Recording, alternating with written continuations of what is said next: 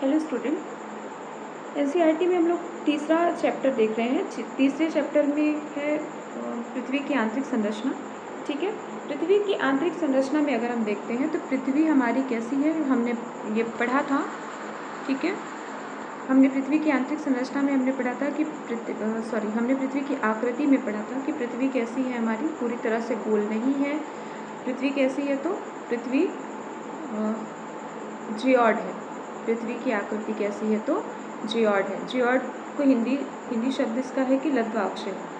ठीक है, तो लब्ध्वाक्ष है का मतलब है कि पृथ्वी जो है वो ध्रुवों पर क्या है, थोड़ा सा चपटी हुई है। ठीक है, ध्रुवों पर कैसी है, चपटी है। और जो हमारा भूमध्य रेखा है वहाँ पर पृथ्वी क्या है कि उभरी हुई है। ठीक है, पृथ्वी क्या है, इसमें भूमध्य रेखा पर उभरी हुई है और ध्रुवों पर कैसी है, तो चपटी। ठीक है, अब हमें इसमें ये पढ़ना है पृथ्वी की आंतरिक संरचना। ठीक है, पृथ्वी की आंतरिक संरचना अगर हमने, तो कहने का मतलब ये है कि पृथ्वी जो है उसके आंतरिक भाग में क्या है। ठीक है, तो देखिए इसमें आंतरिक भाग में सीधा प्रत्यक्ष तौर से जाना तो पॉसिबल है नहीं। ठीक है, क्योंकि हमने अभी पिछले अध्याय में ही पढ़ा था ना कि पृथ्वी कैसी है। जब पृथ्वी की उत्पत्ति हुई थी तो पृथ्वी कैसी थी, तप्त अवस्था में थी, आग का गोला थी। ठीक है, और समय समय पर जो पृथ्वी से, ठीक है ना, जो धरातल पर लावा निकलते हैं, मैग्मा निकलते हैं, ठीक है, वो गर्म अवस्था में होना इनका, ठीक है, कहीं ना कहीं ये प्रमाणित करता है कि पृथ्वी कैसी अभी भी आंतरिक भाग में गर्म है।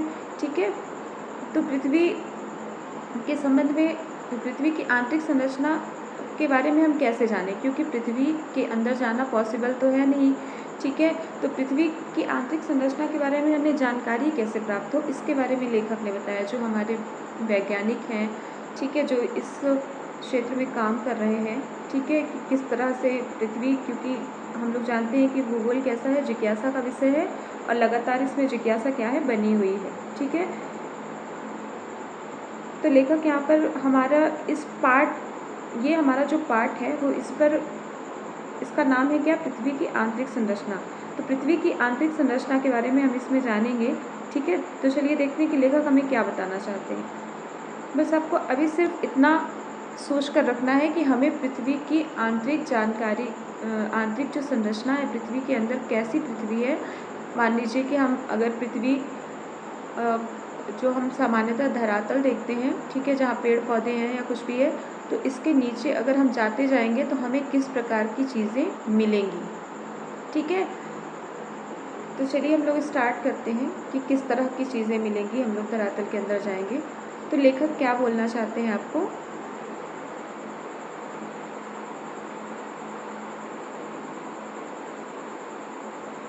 पृथ्वी की प्रकृति के बारे में आप किस प्रकार का अनुमान लगाते हैं, आप कैसा सोचते हैं कि पृथ्वी कैसी होगी। ठीक है, अगर नहीं सोचते हैं तो स्टार्ट करिए। ठीक है, अनुमान लगाना पहले भी बताया जा चुका है आप लोगों को। ठीक है, कि जिज्ञासा का विषय है भूगोल, तो जिज्ञासा बनाइए अपने मन में। तो पृथ्वी को अगर आप लोग देखते हैं, जैसे हमने ग्लोब दिखाया, कक्षा में हमने ग्लोब दिखा दिया आपको। ठीक है, तो आप लोगों के मन में ये आना चाहिए कि ठीक है, पृथ्वी बाहर से तो ऐसी दिखती है, लेकिन पृथ्वी अंदर से भी कैसी होगी। ठीक है, तो यहाँ पर लेखक वही आपको बता रहे हैं कि क्या आपके अनुमान के अनुसार पृथ्वी क्रिकेट की गेंद की तरह एक ठोस गेंद है या एक खोखली गेंद है, जिस पर चट्टानों की मोटी परत स्थलमंडल है। कमेंट करके बताइएगा कि आप क्या सोचते हैं, या पहले क्या सोचते थे। ये भी हम शामिल कर सकते हैं कि हम पढ़ने से पहले क्या सोचते थे। ठीक है, या हमारे मन में जो सबसे फर्स्ट कल्पना आई थी पृथ्वी की, जब हम आकृति के बारे में आंतरिक संरचना के बारे में जब हम सोच रहे थे अभी जस्ट, या इसके पहले कभी नहीं सोचा था, और अगर अभी अभी जस्ट सोचा है तब भी कमेंट करके बताइएगा कि आप लोगों ने पृथ्वी की जो आकृति है उसके अंदर की संरचना के बारे में क्या सोचा था। ठीक है, जिस पर चट्टानों की मोटी परत स्थलमंडल है। क्या आपने कभी टेलीविज़न पर ज्वालामुखी उद्गार दिखाते हुए चित्रों को देखा है, यदि हाँ है तो कमेंट बॉक्स में लिखिए, अगर नहीं है तो भी लिखिए। क्या आपको ज्वालामुखी से निकलते हुए गर्म लावा, मिट्टी, धुआं, आग तथा मैग्मा याद है। पृथ्वी के आंतरिक भाग को अप्रत्यक्ष प्रमाणों के आधार पर समझा जा सकता है, क्योंकि पृथ्वी के आंतरिक भाग में ना तो कोई पहुंच सका है और ना ही पहुंच सकता है। पृथ्वी के आंतरिक भाग में क्या है कि कोई पहुंच, ठीक है, क्योंकि पहले भी बताया जा चुका है कि पृथ्वी के आंतरिक भाग में बहुत अधिक गहराई होने के कारण हम कोई भी नहीं पहुंच पहुंच सकता है। ठीक है, गहराई के साथ साथ इसका तापमान भी अधिक है। ठीक है, तो लेखक कहते हैं कि अप्रत्यक्ष प्रमाणों के आधार पर इसको समझा जा सकता है। ठीक है, ये एक पैरा आपका खत्म हुआ। अगले पैरा में है कि पृथ्वी के धरातल का विन्यास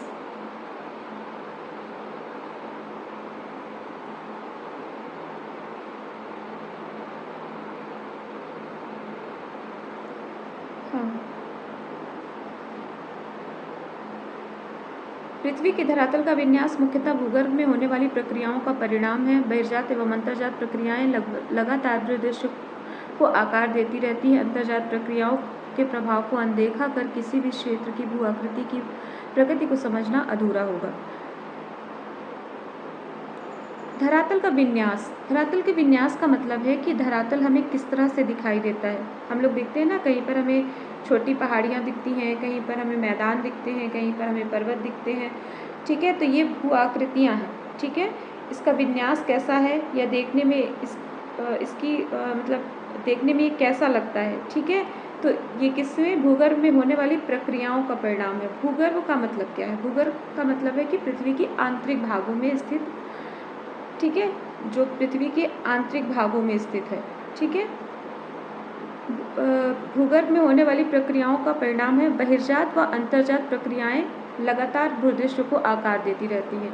बहिर्जात और अंतर्जात प्रक्रियाएं, अंतर्जात प्रक्रियाओं का मतलब ये है कि धरातल के अंदर जो शक्तियां काम करती हैं उसे हम अंतर्जात शक्ति में रखते हैं। ठीक है, बहिर्जात में हम लोग किसे रखते हैं? तो बहिर्जात की जो शक्तियाँ हैं, बहिर्जात का मतलब होता है कि पृथ्वी के धरातल के बाहर जो शक्तियाँ काम करती हैं उसे हम बहिर्जात में रखते हैं। ठीक, इसका आगे पूरा चैप्टर है अंतर्जात और बहिर्जात वाला, तो उसमें पढ़ाया जाएगा। अभी केवल आप लोग इतना जानिए कि इसमें अंतर्जात में क्या है कि जो धरातल के अंदर जो भी शक्तियाँ काम करती हैं उसे अंतर्जात में, और जो बाहर काम करती हैं उसे बहिर्जात में रखा जाता है। ठीक है,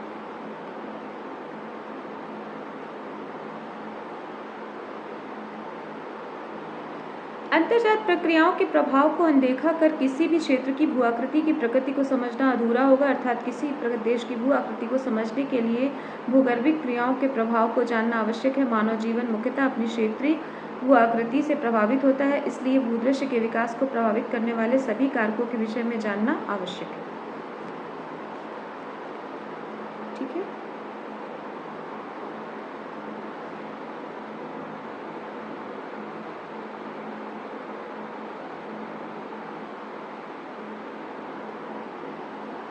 यह समझने के लिए कि पृथ्वी में कंपन क्यों होता है या सुनामी लहरें कैसे पैदा होती हैं, जरूरी है कि हम पृथ्वी की आंतरिक संरचना का विस्तृत ज्ञान हो। पिछले अध्याय में आपने पढ़ा कि पृथ्वी का निर्माण करने वाली भूपर्पटी से क्रोट तक सभी पदार्थ परतों के रूप में विभाजित है। यह जानना भी अत्यंत आवश्यक है।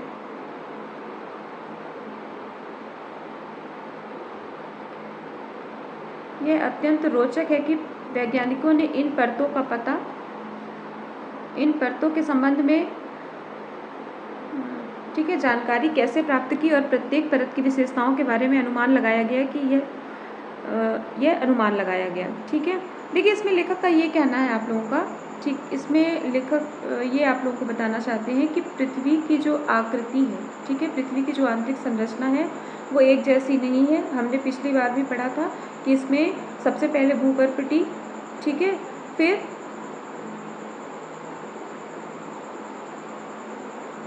ठीक है, भूपर्पटी से लेकर कहाँ तक, क्रोट तक की आकृति जो है, ठीक है, इसमें जो विभिन्न प्रकार की परतें हैं, ठीक है, भूपर्पटी से लेकर के क्रोट तक की जितनी भी इसमें परतें हैं, ठीक है, इसके बारे में लेखक कहते हैं कि बहुत ही रोचक तथ्य है कि वैज्ञानिकों ने इनके बारे में पता लगाने का, ठीक है, क्या किया है, उन्होंने प्रयास किया है।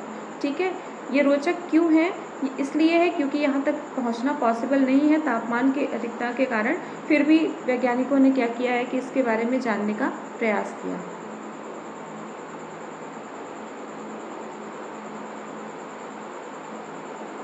भूगर्भ की जानकारी के साधन, ठीक है, भूगर्भ की जानकारी के साधन,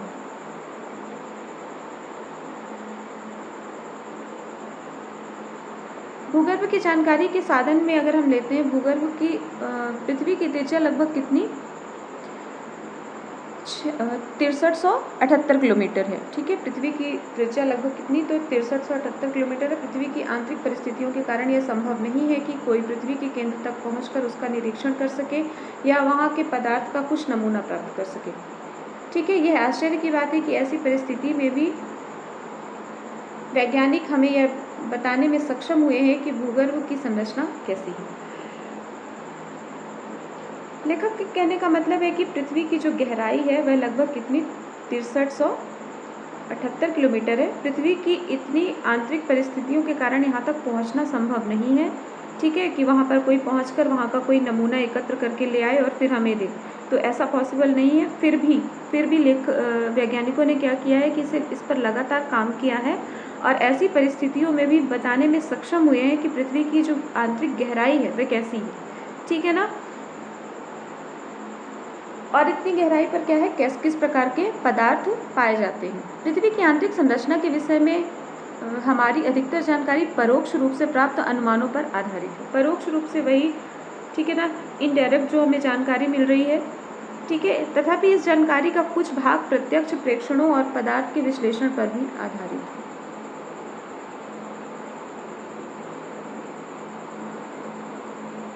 प्रत्यक्ष स्रोत, देखिए मैं यहाँ पर आप लोगों को सारांश बता देती हूँ कि जैसे ये पृथ्वी है, ठीक है ना, और पृथ्वी की आंतरिक संरचना के बारे में हमें क्या करना है, जानकारी प्राप्त करना है। तो पृथ्वी की आंतरिक संरचना के बारे में हमें जानकारी प्राप्त करना है, तो इसके दो ही तरीके हैं, या तो हम स्वयं जाएं या फिर क्या करें कि किसी दूसरे तरीके से पता कर लें। किसी भी चीज़ की वस्तु स्थिति अगर हमें जानना है, ठीक है, मान लीजिए कि हमें जानना है कि कोई भी क्षेत्र अगर हम ले लेते हैं, अगर हमें जानना है कि उस क्षेत्र में क्या है, ठीक है, मान लेते हैं, ठीक है, मान लेते हैं, चलिए फॉर एग्जांपल मान लेते हैं कि हमें जानना है कि नर्मदा नदी का उद्गम कैसे होता है। नर्मदा नदी का उद्गम कैसे होता है, सबको पता है नर्मदा नदी का उद्गम अमरकंटक पहाड़ियों से होता है। ठीक है, तो नर्मदा नदी का उद्गम जो है अमरकंटक पहाड़ी से होता है, ये तो हमें पता है। ठीक है, पर कैसे होता है, उसकी स्थिति वहाँ पर कैसी है, तो ये जानने के लिए हम क्या करेंगे, या तो हमारे पास क्या तरीका है, हमने सुन तो लिया कि पृथ्वी अमरकंटक से नर्मदा नदी निकलती है, पर इसके दो ही तरीके हैं, या तो हम स्वयं अमरकंटक जाएं, ठीक है, या तो हम स्वयं अमरकंटक जाएं और वहाँ पर क्या करें कि देखें कि किस तरह से निकलती है, या फिर हम क्या करें कि कोई अगर वहाँ पर गया हुआ है, ठीक है, तो उससे हम तस्वीर लेने को कहें एक, तो दूसरा तो जो हम जा रहे हैं, जाकर जो हम देखते हैं ये प्रत्यक्ष कहलाएगा। और जो हमने मान लीजिए कि हमने किसी के माध्यम से तस्वीर मंगवा ली और फिर देखा, या फिर वीडियो रिकॉर्डिंग के माध्यम से उसने, या वीडियो कॉलिंग के माध्यम से उसने हमें दिखाया, ठीक है, तो ये अप्रत्यक्ष हो गया। या फिर हमने बुक्स पे पढ़ा कि हाँ इस तरह से चट्टाने हैं, फिर इस तरह से नदी का उद्गम हो रहा है, तो ये भी इनडायरेक्टली हो गया। या तो फिर हमने यूट्यूबर्स के माध्यम से देखा, अगर मान लीजिए कि नर्मदा नदी का इस तरह से उद्गम हो रहा है, तो ये भी इनडायरेक्टली हो गया। तो इस तरह से पृथ्वी की आंतरिक संरचना के भी बारे में अगर हमें जानना है कि पृथ्वी कि ऊपरी से लेकर के आंतरिक भाग तक की कैसी संरचना है, तो इसके लिए दो ही उपाय हैं। ठीक है, या तो हम जाकर देख लें, ठीक है, या तो हम जाकर यहाँ के नमूने इकट्ठे कर लें। ठीक है, जाते जाएं और यहाँ जितनी भी चीज़ें रास्ते में मिलती जाएं, हम सबके नमूने इकट्ठे करते और फिर हम बाद में इसका विश्लेषण करें कि भाई इसका शुरू से लेकर लास्ट तक में इसमें किस प्रकार की चट्टाने हैं, किस प्रकार से, कहाँ पर द्रव है, कहाँ पर ठोस है, कहाँ पर किस माध्यम में है। ठीक है, तो जाना तो पॉसिबल नहीं है, ये पूरी तरह से क्रॉस है, क्योंकि तापमान इतना अधिक है कि पॉसिबल ही नहीं है। ठीक है, तो जाना तो है नहीं, लेकिन फिर भी यहाँ के नमूने इकट्ठे करना क्या होगा, प्रत्यक्ष कहलाएगा। और अनुमान लगा लेना कि इस तरह से होगा, ये क्या होगा, अप्रत्यक्ष कहलाएगा। ठीक है, तो यहाँ पर पृथ्वी के आंतरिक स्रोत के जानने के बारे में लेखक ने क्या कहा, दो प्रकार की स्रोत का वर्णन किया उन्होंने, प्रत्यक्ष स्रोत और अप्रत्यक्ष स्रोत। तो प्रत्यक्ष स्रोत पे हम लोग देखते हैं कि क्या मानते हैं। ठीक है ना, लेखक क्या मानते हैं इसमें। तो पृथ्वी से सबसे आसानी से उपलब्ध ठोस पदार्थ धरातलीय चट्टानें। पृथ्वी से आसानी से उपलब्ध ठोस पदार्थ धरातलीय चट्टानें अथवा वे चट्टानें जो हम खनन क्षेत्रों से प्राप्त करते हैं, दक्षिण अफ्रीका के सोने की खानें 3 से 4 किलोमीटर तक गहरी हैं। इससे अधिक गहराई में जा पाना असंभव है क्योंकि उतनी गहराई पर तापमान बहुत अधिक होता है। खनन के अतिरिक्त वैज्ञानिक विभिन्न परियोजनाओं के अंतर्गत पृथ्वी की आंतरिक स्थिति को जानने के लिए प्रकृति में गहराई तक छानबीन कर रहे हैं। ये हमारा प्रत्यक्ष है, ये ध्यान रखिएगा कि हम प्रत्यक्ष स्रोत के बारे में पढ़ रहे हैं। प्रत्यक्ष स्रोत का मतलब है कि हमें सीधा जानकारी मिले, ठीक है ना। तो इसमें क्या है कि उतनी अधिक गहराई पर जाना संभव नहीं है, ठीक है। 3 से 4 किलोमीटर तक अगर दक्षिण अफ्रीका में खनन का कार्य हुआ है तो इससे लेखक कहते हैं कि हम अंदाज़ा लगा सकते हैं कि इससे नीचे जाना पॉसिबल नहीं है। फिर भी वैज्ञानिक क्या कर रहे हैं कि विभिन्न प्रकार के ठीक है ना विधियों का प्रयोग करके प्रयास कर रहे हैं। तो ये हो गया हमारा प्रत्यक्ष स्रोत, ठीक है। अब प्रत्यक्ष स्रोत में हम क्या करेंगे कि हमें एक और देखना है। प्रत्यक्ष स्रोत में क्या देखना है कि परियोजनाओं पर काम कर रहे हैं, ठीक है ना, परियोजनाओं पर काम कर रहे हैं। ये गहरे समुद्र में प्रवेधन परियोजना, ठीक है, हाँ, ये गहरे समुद्र में प्रवेधन परियोजना, ठीक है ना, डीप ओशन ड्रिलिंग प्रोजेक्ट व समन्वयित महासागरीय प्रवेधन परियोजना, ठीक है। इसका नाम क्या है, इसका पूछा जाता है नाम, ठीक है। आप लोगों को इसको याद रखना है, ठीक है, कि गहरे समुद्र में क्या है, प्रवेधन परियोजना, ठीक है। आज तक सबसे गहरा प्रवेधन है, ठीक है। आज तक का सबसे गहरा प्रवेधन कौन सा है? आर्कटिक महासागर में कोला क्षेत्र में 12 किलोमीटर की गहराई तक किया गया है। इन परियोजनाओं तथा बहुत सी अन्य गहरी खुदाई परियोजनाओं के, देखिए इसमें याद रखना है इसको कि किस क्षेत्र में, ठीक है ना, प्रवेधन परियोजना पर कार्य किस क्षेत्र में किया जाता है, ये प्रश्न पूछा जाता है। तो ध्यान रखेंगे कि आर्कटिक महासागर, सबको याद होगा 4 महासागर, ठीक है, 4 महासागर हैं हमारे महाद्वीप, हमारा जो ग्लोब है उसमें कितने महासागर हैं? तो 4। उनमें से एक है आर्कटिक, और आर्कटिक में कोला क्षेत्र में इसमें एक परियोजना पर कार्य चल रहा है, ठीक है ना। 12 किलोमीटर तक इसमें परियोजना पर काम, ठीक है ना, 12 किलोमीटर की गहराई तक किया गया है इसमें काम, ठीक है। इन परियोजनाओं तथा बहुत सी अन्य गहरी खुदाई परियोजनाओं के अंतर्गत विभिन्न गहराई से प्राप्त पदार्थों के विश्लेषण से हमें पृथ्वी की आंतरिक संरचना से संबंधित असाधारण जानकारी प्राप्त हुई है, ठीक है। इसमें सिर्फ याद रखना है कि आर्कटिक महासागर में कोला क्षेत्र में, कॉम्पिटिशन में भी पूछा जा सकता है कि ये जो कोला क्षेत्र में कौन सी परियोजना पर काम चल रहा है, या पृथ्वी की जानकारी के लिए किस क्षेत्र में 12 किलोमीटर की गहराई तक खुदाई का कार्य किया गया है, ठीक है। तो इसको याद रखना कि आर्कटिक क्षेत्र में, कोला क्षेत्र में, ठीक है ना, आर्कटिक महासागर में कोला क्षेत्र में 12 किलोमीटर की गहराई तक इसमें काम किया गया, ठीक है। ज्वालामुखी उद्गार प्रत्यक्ष जानकारी का एक अन्य स्रोत है, जबकि कभी भी ज्वालामुखी उद्गार से लावा पृथ्वी के धरातल पर आता है या प्रयोगशाला अन्वेषण के लिए उपलब्ध होता है। यद्यपि इस बात का निश्चय कर पाना कठिन होता है कि मैग्मा कितनी गहराई से है। देखिए जो ज्वालामुखी विस्फोट होते हैं, ठीक है ना, जो ज्वालामुखी विस्फोट हैं, ठीक है, तो ये क्या है, ये भी हमारे लिए प्रत्यक्ष साधन है, ठीक है, ये भी हमारे लिए प्रत्यक्ष साधन है। कौन? ज्वालामुखी, क्योंकि इससे जो अंदर के जो मैग्मा है वो क्या होते हैं, जब बाहर आते हैं तब इसी प्रयोगशाला में ले जाकर देखा जाता है कि किस प्रकार की चट्टानें पृथ्वी के अंदर हैं। लेकिन इसमें लेखक कहते हैं इसमें एक ये समस्या है कि हम ये पता नहीं लगा पाते कि ये जो मैग्मा है वो कितनी गहराई से आया है, ठीक है ना। आगे देखेंगे अप्रत्यक्ष स्रोत। पदार्थ के गुणधर्म के विश्लेषण से पृथ्वी के आंतरिक भाग की अप्रत्यक्ष जानकारी प्राप्त होती है। खनन प्रक्रिया से हमें पता चलता है कि पृथ्वी की आंतरिक गहराई बढ़ने, देखिए प्रत्यक्ष स्रोत में हमने क्या क्या देखा, इसको याद रखना पड़ेगा। प्रत्यक्ष स्रोत में हमने देखा है क्या क्या मेंशन किया गया था, हाँ, प्रत्यक्ष में हमने 2 ही देखा है, ठीक है ना, एक तो ज्वालामुखी और दूसरा खनन, ठीक है। प्रत्यक्ष में हमें 2 ही चीज़ देखने को मिली है, एक तो ज्वालामुखी और दूसरा क्या है, खनन, ठीक है। चलिए आगे देखते हैं हम लोग अप्रत्यक्ष स्रोत के बारे में जानते हैं। इतना क्लियर रखिए, ठीक है, क्या क्लियर रखना है कि पृथ्वी की आंतरिक संरचना के बारे में हमें हमारे पास 2 प्रकार के साधन हैं, हम 2 तरीके से जान सकते हैं पृथ्वी की आंतरिक संरचना के बारे में, एक तो प्रत्यक्ष, दूसरा अप्रत्यक्ष। तो प्रत्यक्ष में हमने देखा कि या तो हम गहराई में जाएं, ठीक है ना, खनन करके जाएं, या फिर अप्रत्यक्ष में हम लोग क्या देखते हैं, तो अप्रत्यक्ष में गहराई से जाएं या फिर ज्वालामुखी, ठीक है ना। दो साधन है हमारे पास प्रत्यक्ष के लिए। अब हम लोग अप्रत्यक्ष देखते हैं। तो पदार्थ के गुणधर्म के विश्लेषण से पृथ्वी के आंतरिक भाग की अप्रत्यक्ष जानकारी, ठीक है। पदार्थ के गुणधर्म के विश्लेषण से पृथ्वी के आंतरिक भाग की अप्रत्यक्ष जानकारी प्राप्त होती है। खनन क्रिया से हमें पता चलता है कि पृथ्वी के धरातल में गहराई बढ़ने के साथ साथ तापमान एवं दबाव में वृद्धि होती है, ठीक है। तापमान एवं दबाव में क्या होती है? वृद्धि होती है। इतना ही नहीं, हमें यह भी पता चलता है कि गहराई बढ़ने के साथ साथ पदार्थ का घनत्व भी बढ़ता है। तापमान, दबाव व घनत्व में इस परिवर्तन की दर को आंका जा सकता है। पृथ्वी की कुल मोटाई को ध्यान में रखते हुए वैज्ञानिकों ने विभिन्न गहराइयों पर पदार्थ के तापमान, दबाव एवं घनत्व के मान को अनुमानित किया है। प्रत्येक परत के संदर्भ में इन लक्षणों का सविस्तार अध्ययन आगे के अध्याय में किया गया है।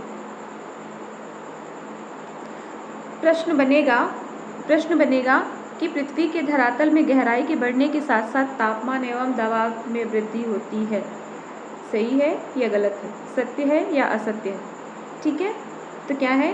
सत्य है, ठीक है। आप लोगों को सत्य सत्य आता है ना एग्जाम में, सत्य सत्य, ठीक है। तब ये क्वेश्चन बनेगा सत्य सत्य में कि पृथ्वी की क्या है? गहराई पर बढ़ने पर क्या होता है कि तापमान,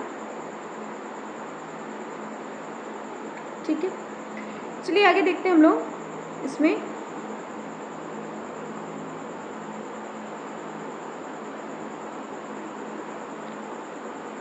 तापमान एवं दबाव में तो वृद्धि होती ही है, ठीक है। हमें यह भी पता चलता है कि गहराई के बढ़ने के साथ साथ पदार्थ का घनत्व भी बढ़ता है। तापमान, दबाव व घनत्व में परिवर्तन की दर को आंका जाता है पृथ्वी की कुल मोटाई के, ठीक है। इसमें हमने देख लिया इसको। तो क्या पता चला इससे हमें अप्रत्यक्ष स्रोत में कि पदार्थ के गुणधर्म के विश्लेषण से पृथ्वी के आंतरिक भाग की अप्रत्यक्ष जानकारी प्राप्त होती है। खनन में हमें पता चलता है कि पृथ्वी के धरातल में गहराई के बढ़ने के साथ साथ क्या है? तापमान और दबाव में क्या होती है? वृद्धि होती है।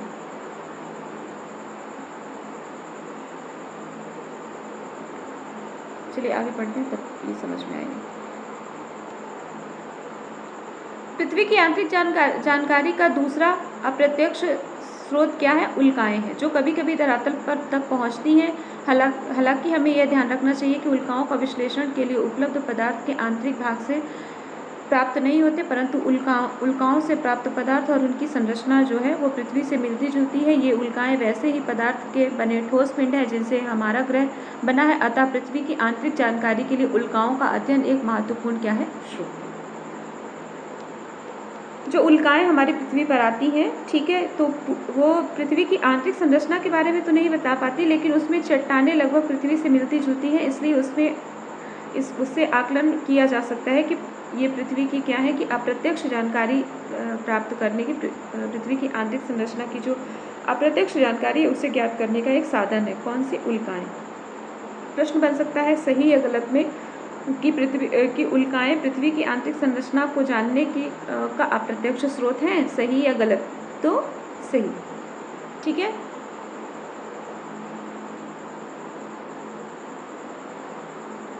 तो एक तो तापमान, तो अप्रत्यक्ष में हमने क्या पढ़ा? तो एक तो बढ़ता हुआ तापमान, दबाव, घनत्व, ठीक है, और दूसरा उल्काएं।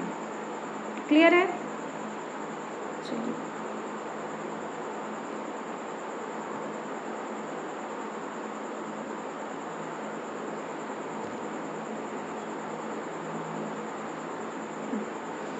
अन्य अप्रत्यक्ष स्रोतों में, ठीक है, तो दो प्रकार का हमने पढ़ा ना अप्रत्यक्ष। प्रत्यक्ष में क्या क्या पढ़ा? प्रत्यक्ष में हमने पढ़ा कि कौन कौन से हैं। तो प्रत्यक्ष में पहला तो हमने खनन पढ़ा और दूसरा ज्वालामुखी, ठीक है। अब इसमें अप्रत्यक्ष में क्या क्या पढ़ा हमने? ताप, दाब, तापमान, बढ़ता हुआ तापमान, दाब, ठीक है, ये हमने पढ़ा। प्रत्यक्ष में हमने पढ़ा एक तो खुदाई करके, खनन करके हम पता लगा लें, या फिर ज्वालामुखी से पता चल जाता है हमें। और अप्रत्यक्ष में क्या? ताप, दाब, ठीक है ना, और दूसरा उल्का। अब अगला हम देखते हैं कि अप्रत्यक्ष स्रोतों में,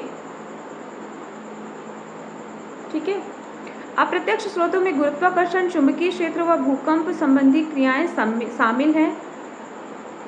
पृथ्वी के धरातल पर विभिन्न अक्षांशों पर गुरुत्वाकर्षण बल एक समान नहीं है।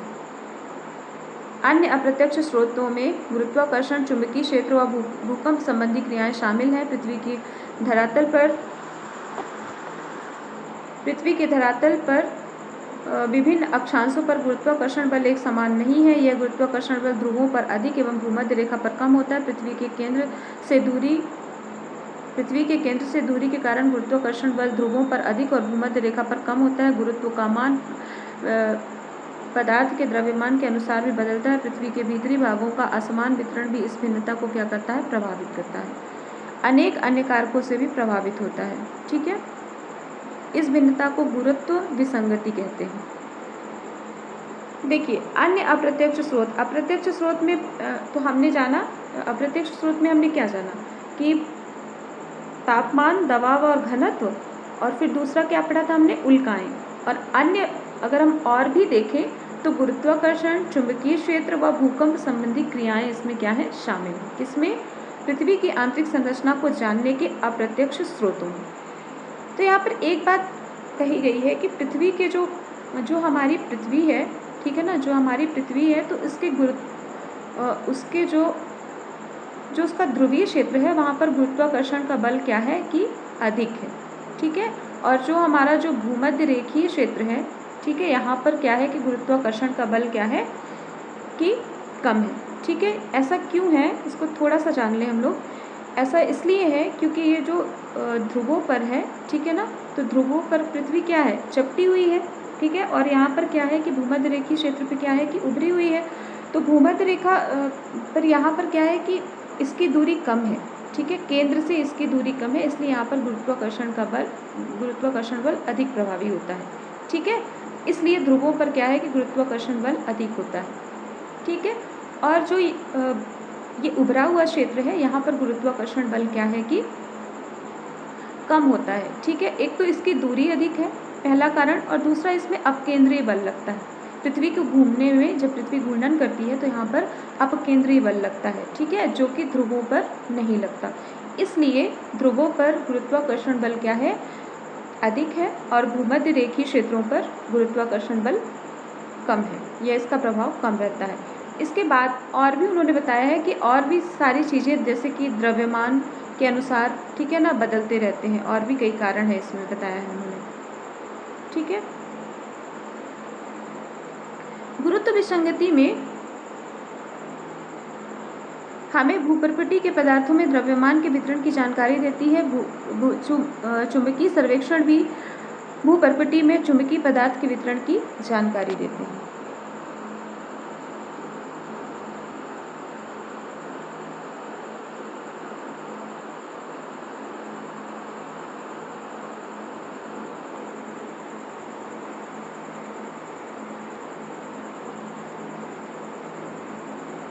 भूकंपीय गतिविधियां भी पृथ्वी की आंतरिक जानकारी का एक महत्वपूर्ण स्रोत है, अतः हम कुछ विस्तार से इस पर चर्चा करेंगे। ठीक है, अब हमारा अगला टॉपिक क्या है? भूकंप। ठीक है, देखिए, इसमें हम प्रत्यक्ष और अप्रत्यक्ष के बारे में पढ़ रहे हैं। पृथ्वी की आंतरिक संरचना को जानने के प्रत्यक्ष एवं अप्रत्यक्ष साधन के बारे में पढ़ रहे हैं। तो प्रत्यक्ष और अप्रत्यक्ष साधन में प्रत्यक्ष में हमने खुदाई और ज्वालामुखी पढ़ा है, याद रख लेंगे, और अप्रत्यक्ष में हमने तापमान, दबाव, घनत्व, ठीक है, और उल्कापिंड और गुरुत्वाकर्षण बल, इन सबको अपना आधार माना है, और भूकंप। ठीक है, तो अब हम भूकंप को थोड़ा विस्तार से पढ़ेंगे। ठीक है, जो कि पृथ्वी का क्या है? पृथ्वी की आंतरिक संरचना को जानने का अप्रत्यक्ष साधन है। ध्यान रखेंगे, भूकंप अप्रत्यक्ष साधन है और ज्वालामुखी प्रत्यक्ष साधन है। ठीक है, चलिए भूकंप पढ़ते हैं। क्या होता है भूकंप?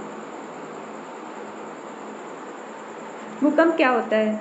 भूकंप के बारे में हमारे जो प्राचीन धारणा थी, अब तो ऐसा कोई भी नहीं बोलता है। जो पहले हम लोग सुनते थे बहुत पहले की, क्योंकि हमारी जो हम लोगों वाली पीढ़ी थी, तब तक शिक्षा का विस्तार इतना अधिक नहीं था, तो हम लोग पढ़ते थे कि ये मतलब एक दैवीय ठीक है ना, दैवीय घटना है ना, ईश्वर करते हैं, शेषनाग फन वगैरह ये सब चीज़ें हमने पढ़ी थी। हालांकि अब ऐसी बातें कोई नहीं करता है, क्योंकि अब जो जिस पीढ़ी में आप लोग चल रहे हैं इसमें लगभग आपके माता पिता अगर बहुत अधिक नहीं जानते तो थोड़ा बहुत चीज़ें तो जानने ही लगे हैं, ठीक है। तो अब ऐसी बातें लगभग नहीं होती हैं, ठीक है, होंगी तो होंगी, पर पहले ऐसी ही बातें होती थी, पर अब वैसे नहीं होती हैं इतनी ज़्यादा बातें।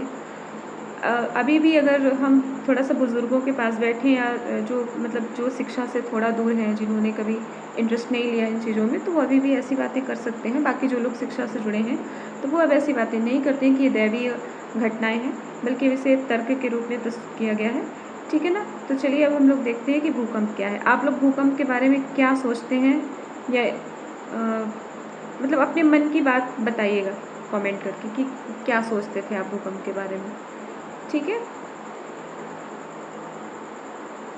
वैसे तो हमारे मेट क्षेत्र में भूकंप आते ही नहीं हैं, बहुत कम हैं, ठीक है।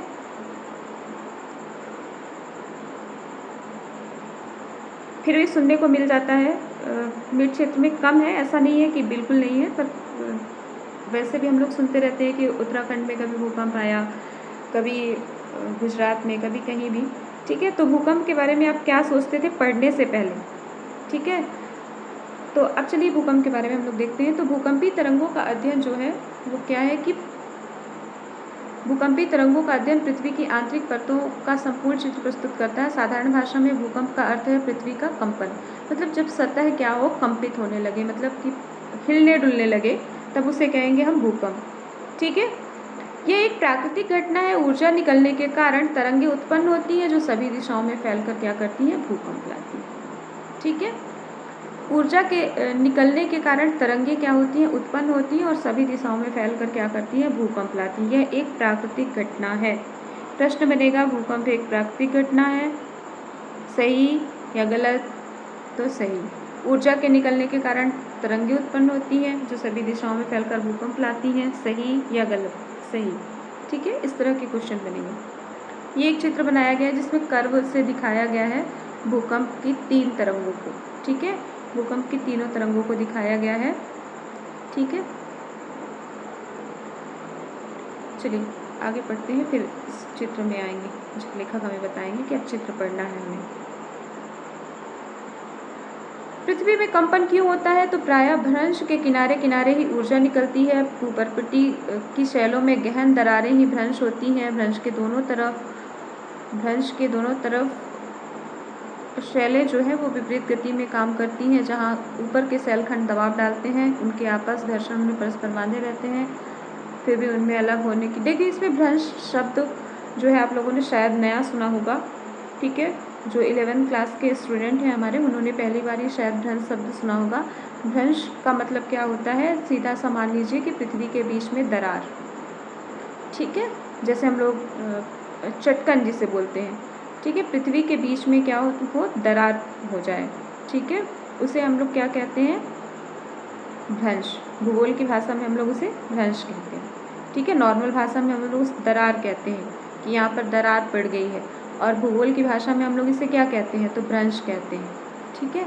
देखिए भूगोल की ऐसी बहुत सारी चीज़ें हैं जो हम जानते होते हैं, बस इसकी लैंग्वेज चेंज हो गई है, ठीक है, इसकी भाषा चेंज हो गई है और हमें विषय कठिन लगने लगता है। जब हम उसका मतलब निकालने लगते हैं तो फिर हमें विषय क्या होगा? सरल। जैसे भ्रंश दिखा, आप लोगों को भ्रंश दिखा, तो भ्रंश के किनारे किनारे ही ऊर्जा निकलती है।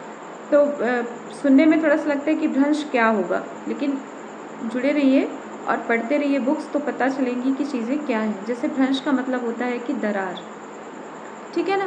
भ्रंश के किनारे किनारे ही क्या है कि ऊर्जा निकलती है। ये दोनों तरफ क्या होता है? जो मान लीजिए भ्रंश है और दोनों तरफ क्या होती है कि दोनों तरफ गति होती है, ठीक है ना। भ्रंश में क्या होता है? दूर जाने की प्रवृत्ति होती है, तभी ना चटकन होगी, ठीक है ना। पृथ्वी क्या है कि चट्टानें क्या होंगी? एक दूसरे के विपरीत जाएंगी तब तो चटकन होगी। अगर दो चट्टानें हैं, अगर ये एक दूसरे के दूर जाएंगी तब ना दरार बनेगी, ठीक है। जहाँ ऊपर के शैलखंड क्या करते हैं? दबाव डालते हैं उनके आपस, ठीक है ना, घर्षण उन्हें परस्पर बांधे रहते हैं, ठीक है। इसको मतलब प्रयास किया जाता है, आसपास के क्षेत्र प्रयास करते हैं कि ये चटकन ना हो, फिर भी क्या होती है, इसकी प्रवृत्ति दूर जाने की रहती है, ठीक है ना। जाने की प्रवृत्ति के कारण एक समय पर घर्षण का प्रभाव कम हो जाता है, जिसके परिणाम स्वरूप शैलखंड विकृत होकर अचानक एक दूसरे के विपरीत दिशा में सरक जाते हैं। इसके परिणाम स्वरूप ऊर्जा निकलती है और ऊर्जा तरंगें सभी दिशाओं में गतिमान होती है। वह स्थान जहाँ से ऊर्जा निकलती है भूकंप का उद्गम केंद्र कहलाता है। इसे अवकेंद्र भी कहा जाता है। ऊर्जा तरंगें अलग अलग दिशाओं में चलती हुई पृथ्वी की सतह तक पहुँचती हैं। भूतल का वह बिंदु जो उद्गम केंद्र के समीपतम होता है अधिकेंद्र कहलाता है। अधिकेंद्र पर ही सबसे पहले तरंगों को महसूस किया जाता है। अधिकेंद्र पर ही सबसे पहले तरंगों को महसूस किया जाता है। अधिकेंद्र उद्गम केंद्र के ठीक ऊपर 90 डिग्री के कोण पर होता है।